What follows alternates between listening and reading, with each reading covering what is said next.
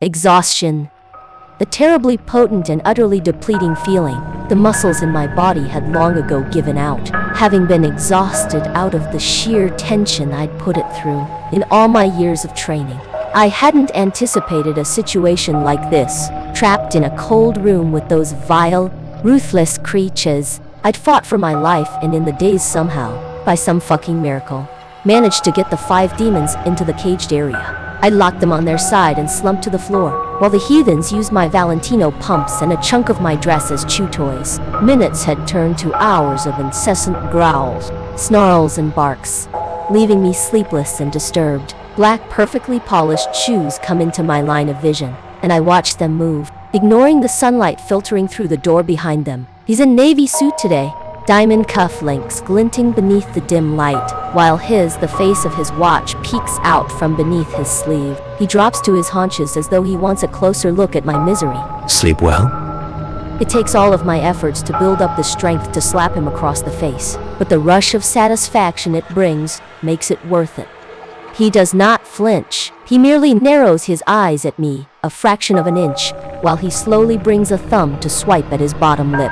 He uses my chewed Valentino pump to tilt my face up towards his. It pleases me that you've had a taste of how it feels to be truly miserable, seeing as your presence has been doing just that since you walked into my life. What you pulled last night, although subpar, earned you an ounce of leverage, but don't think for a second that you can hold it over my head. You'll accompany me to the gala solely to uplift my image. It's not a question, but an order. Then let me go. Choosing to ignore me, the man stands and the door behind him opens, making way for the 2 limp men who are dragged into the room. Your cousins. He corrects. 𝐲𝐞𝐡. In only a matter of minutes, the 2 men are mauled to death, the sight gruesome and loud. If you think I give a shit about what happens to them, you're wrong. I don't know who they are. I'll do everything in my power to ruin whatever reputation you've carefully crafted. Adric grips my chin tightly. If you so much as even try, I'll starve them and lock you in that cage, Selena. I dare you to test me. You have 5 hours and 27 minutes to change your mind. And with that, he exits the room, leaving the door unlocked. It would seem that Adric Kozlov was trying something new.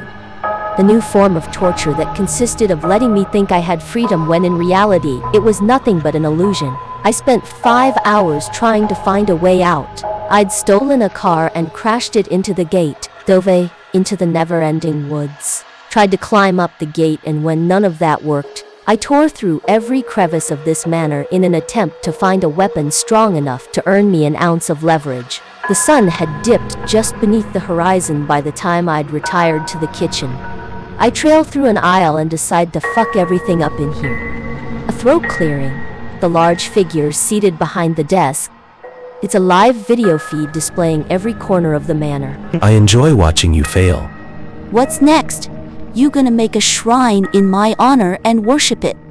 I reach forward and pluck his glass that's filled to the brim from his hand. Need I remind you what happened the last time you addressed me incorrectly?